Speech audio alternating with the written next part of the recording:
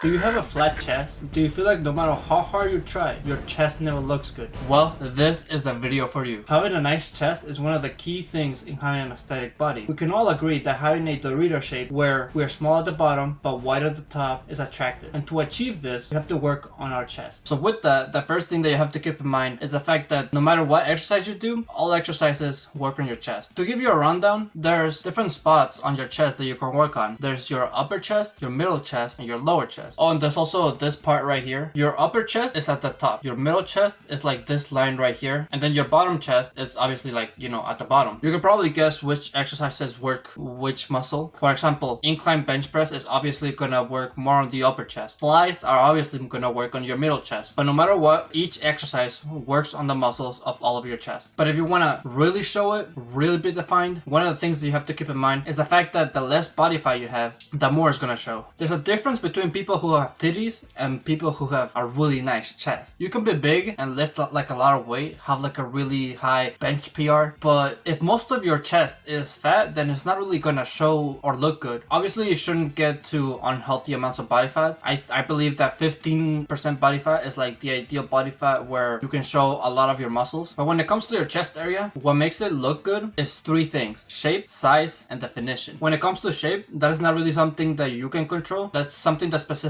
to your genetics. However, when it comes to size and definition, that's something that you can't control. It's just something that you have to put work on and constantly improve on. Either be on your diet, your training, your cardio. These are just general stuff that not only implies to your chest, this also works on other muscles like your back and legs. So with that out of the way, let's talk about training. I believe that at the beginning of each chest day, you should pre-exhaust your chest as soon as possible. How do you do this? By doing really heavy lifts or really hard lifts, specifically compound movement. Compound movements are pretty much exercises that work multiple muscles. Most notably, the best compound movement for chest day is the bench press. This is the ideal way to exhaust your chest. If you exhaust your chest, that'll make your other exercises much more harder, and it will allow you to push yourself further when it comes to those other exercises. Now, here's the thing about the bench press. It doesn't matter what type of bench press you do, you're still gonna get a lot out of it. It doesn't matter if it's flat, incline, or decline, it's still gonna work good for you. It's only a matter of what type of muscles you wanna specify or like you wanna focus on. For example, when it comes to flat, you're mostly gonna be working other muscles such as triceps and middle chest. And when it comes to incline bench press, you're mostly gonna be working on your upper chest and your shoulders. That's why most people suggest that you do incline instead, because if you wanna hit the middle chest and triceps, it is better to just do an exercise that hits it directly, like cable flies or like, tricep exercises. And I highly suggest you do incline as well. Keep in mind that whenever you do incline bench press, you're not gonna be able to do as much weight as you did on the flat bench. And you're also gonna be relying a lot on your form. Since you are on an incline, it's gonna be much harder for you to arch your back, and it's gonna be harder to use your legs to push the weight up. So with that in mind, that it's gonna make it so your arms are the only factor that pushes the weight up. Whenever you do this exercise, just make sure whenever you are on your way down to have the weight reach all the way to your chest, make sure that that way down is as slow and controlled as possible. If you do this, that's really gonna exhaust your chest. And whenever you have the bar all the way down here, just make sure to explode and go as hard as you can. But when it comes to the way down, that's when you wanna watch your form. You should have this technique when it comes to other bench presses like dumbbell and Smith machine. This is really the best way to get the bang out of your buck when it comes to bench press. I feel like most people neglect this style of lifting when it comes to bench press because they mostly just want to lift heavy weight once again, especially when you do flat. I feel like most people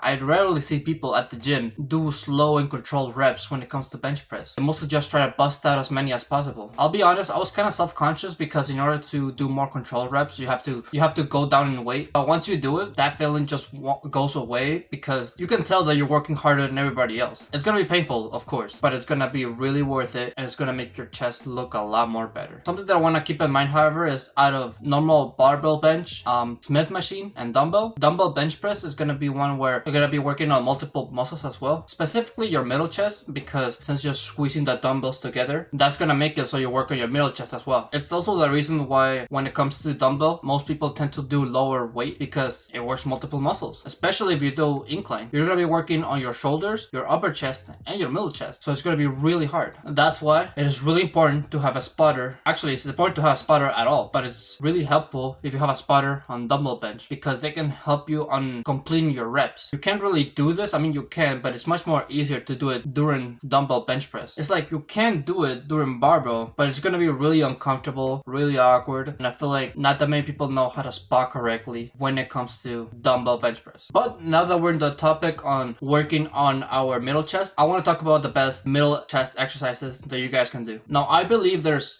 only 3 exercises that really work on your middle chest. You guys can prove me wrong. You guys can tell me if I'm missing other middle chest exercises, but the 3 ones that I always do is cable flies, machine flies, and dumbbell flies. What I like about flies is the fact that no matter which exercise you do, you can control it. You can do hold reps. You can hold it there once you're finished with the motion and then slowly go back down. You can't really do this with bench press. You can't really hold it at the top and feel a squeeze. You can only feel that squeeze when you go back down and you go back up. But when it comes to flies, it's different. You can squeeze and hold it. Since you're having better form, like really controlled form, and you're also doing hold reps, you're probably gonna need to go lighter on weight. This is probably gonna decrease your ego for you, and it did decrease my ego for me because, you know, it's nice to go all out and do heavy ass weight and look all manly and stuff and grunt, but I feel like taking a step back and really control what you're doing can be really helpful. And besides, it could be fun too. Like whenever you go until failure, whatever, like you start feeling tired doing hold controlled reps, you can just like go all out and do fast reps at the end once you feel tired of doing hold reps. That's really fun and really painful, which is good. Now, out of those 3 exercises, the dumbbell fly and machine fly, those are pretty straightforward. They hit all the same muscles of the middle chest, but when it comes to cable flies, it is different because I feel like there's like a couple of variations in which you can do it. Either you can lean forward or be standing up straight. If you lean forward, that's gonna work more on your upper chest, but if you stand up straight and you just do it normally, that's mostly gonna work on your lower chest. But again, this exercise mostly works your middle chest. Of course, this part right here. Now, something that you have to keep in mind, and one of the differences between chest and other muscles, is the fact that it takes longer to recover. I don't know why. I don't know the scientific aspects of it. I personally have tried it out myself, and I do feel like whenever I do chest, I do tend to recover more between sets. Let me know if that's the same thing for you. I don't know if I'm crazy or anything, but I feel like that the chest is just different when it comes to recovery time. Before I end the video, I just want to share some general knowledge that I feel like everybody should know in order to show your chest more, in order to make it pop out more. And one of the things is to improve your shoulders as well. If you improve your shoulders, that just makes you look wider in general. It is what gives you that V taper, and naturally, since you're wider, it's gonna make your chest look wider. So that's why it's important to work shoulders. I usually work shoulders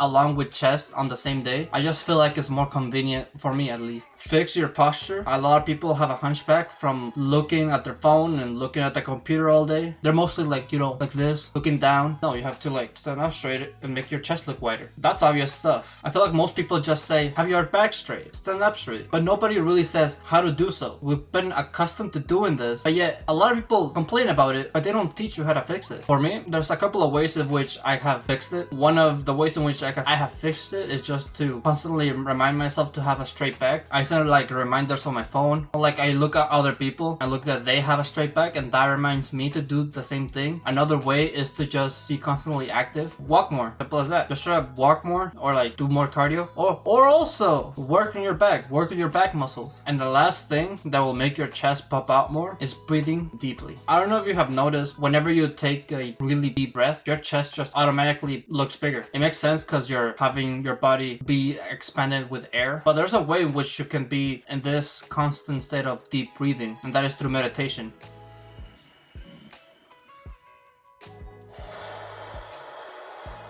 Breathe like a king. Don't be afraid to like expand your body and be comfortable as possible. I feel like what every man should do in every situation in order to succeed at it is just to be comfortable. And one of the ways in which you can relax yourself is through breathing. Obviously, you're not going to be in this constant state of breathing all the time, but you can make your effort to be mindful about it. And one of the ways in which you can be more mindful is through meditation. So give meditation a try. So with that, thank you for watching this video. If you liked it, make sure to leave a like. Subscribe if you're new or if you like my channel, and always remember to live your life like there's no tomorrow.